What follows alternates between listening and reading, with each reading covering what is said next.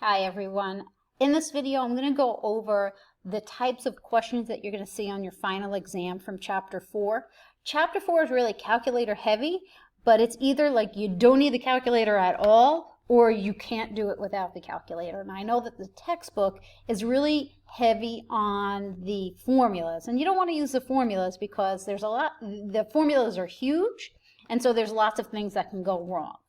The test that you see in front of you is the practice test that is listed first in the final exam material section in Blackboard, and the Chapter 4 stuff starts at number 35. I almost said exit 35, at number 35. Now, number 35 is just a cash flow thing, so it's not really a calculator type of a problem. It's really just about adding and subtracting things up. And so for the sake of time, I'm going to jump to 36, which looks like it's a lot more complicated than it really is. This is just the compound interest formula. You don't need to use the TVM solver for this, and honestly, you probably don't want to, because you would have to change that PY/CY down at the bottom, and you'll see that in a few minutes. For this, you just really want to use the formula, which is the amount of money that's in the account is going to be equal to how much money you started out with, the principal, times 1 plus R over N, where R is the interest rate as a decimal and N is the number of compounds, and then we're going to raise that to the NT. Now, N times T, that product is all the way up in the exponent, both pieces. So you probably want to, depending on the type of calculator that you have, just go ahead and figure out what that value is before you start typing things in. So I have $1,200, that's my principal. My APR is 4%, so that's 0.04 is a decimal. Quarterly, that's 4, so that means N is 4, and then this is going to happen for 2 years, so T is 2. So N times T is 8. So now I just need to type all this fun stuff into my calculator. 1,200 times 1 plus 0.04 divided by 4, and then raised to 8, because N times T. And there we go. That's it, right? Real easy. You'll spend more time changing stuff in the TVM solver than just doing it the other way. Now for 37, 38, and possibly 39, yes, you definitely want to use the TVM solver, or else you're going to be there for like 5 minutes on each question. TVM solver, that's time value money, and this is how you use it. I'm going to pull it up on here, which you hit apps, enter on finance, and then TVM solver is the first one, hit enter. N is the number of compounds that will happen during the whole time that your life of that loan or that you're earning interest on your account. I% is your interest as a percent, so you don't have to change it to a decimal. PV is present value, payment, PMT is payment, and FV is future value. Now PY and CY, which is periods per year and compounds per year, will always be 12 for these questions. For everything that we'll do, it will always be 12. Could it be other things? Yeah, but it just like isn't, right? Because you get billed every month. So all those are usually just at 12. Let's see what we have in our question here. I am going to put $192 every month in an investment plan, and I earn 5% a month, and it's compounded monthly. So every month, $192, APR 5%, compounded monthly. That just means that PY, CY business will be 12.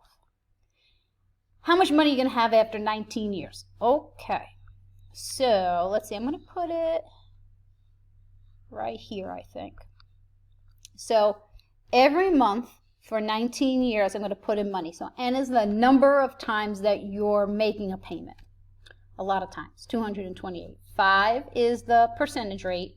Right now, the present value is 0, right? You open the account. Think of it kind of like the money's getting pulled from your paycheck, like a 401k. You open it, and for a while, like there's nothing in there until you get that first paycheck.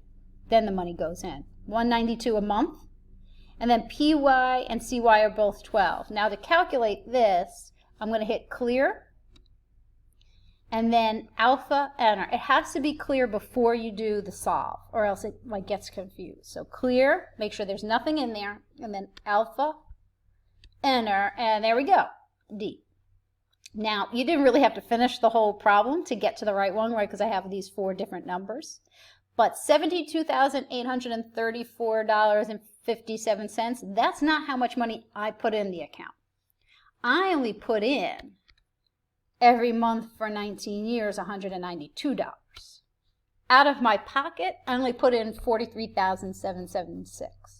All the rest of that money that I pulled out of that account was all the interest. So almost half, right? It's like 40% of it was all interest. That's the beauty of compound interest over time. Time is in your favor when you're earning interest. When you're paying interest, not so much. So the other way around to think about this would be the mortgage payment. So you want to figure out what your monthly payment is. The cool thing about the TVM solver is that any of those pieces that we looked at in apps, enter, I can solve for anything at all. So I don't have to go and like change my formula around. I just put in I leave a different spot blank.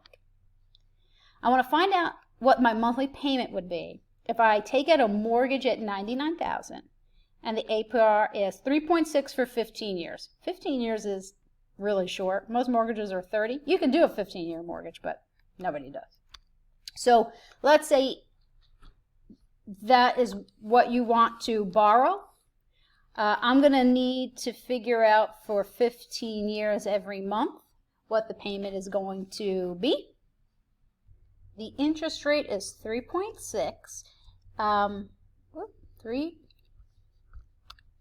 3.6, there we go. Now the present value is going to be the mortgage, $99,000, right? Because you're starting out high, and then as you make payments, that mortgage comes down to being 0, right? Like you pay it off. Where when you're saving money, you start at 0 and you work your way up.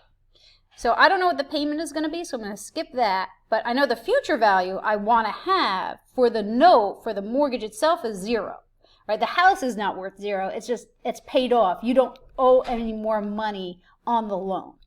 So now I'm going to scoop back up, and I'm going to hit clear, and then alpha, enter in payment, and my payment will be $712, oh, there we go, and 61 cents. Now, it didn't ask for this in the question, but $712.61 every month for 15 years is not $99,000. And it's actually only that low because you did it in 15 years. It would be almost double, if not double, if you did it for 30 years. All right, last question. Credit card you want to pay off. Now, we're going to make some assumptions on the credit card in that you are not going to make any additional charges, right? So like if you come up with a savings plan and you say, oh, if I pay this every month, then I'll pay it off, and then like next week you go to Ulta and spend $100, your plan's done, right? You got to start over. So I have $3,200 on my card, and I want to pay it off. And the APR is 21%, which is not as bad as you might think, because credit cards can go up to 29.99. So credit cards have really high interest rates. That's divided by 12, so you get a little bit every month, but still, it's pretty high. You want to pay the balance off in 2 years. Okay, so back in the TVM solver. How much is your monthly payment and how much did it cost you to finance the $3,200 on the credit card? Apps, enter. For 2 years, every month I'm going to have to make a payment. My interest rate is a whopping 21%. The present value is $3,200. I'm going to leave everything else alone. I want the future value to be 0 because much like the mortgage, right, I want to pay it off. I'm going to scoot up and hit clear, alpha, enter. I need to pay $164 and some change every month. Now, you don't really have to figure it out because it's listed right here, but if you do that, you didn't pay $3,200, right? You paid $39, almost $47, right? So you get that by taking $164.43. There we go. Every month for 2 years, and that's how you come up with that value. So anytime you finance something, whatever it is that you're buying, it's always going to cost more, right? Because you have that finance interest that is going to accrue. And that is how you're going to use your TVM solver to save yourself some time and some grief on your final exam for your Chapter 4 questions.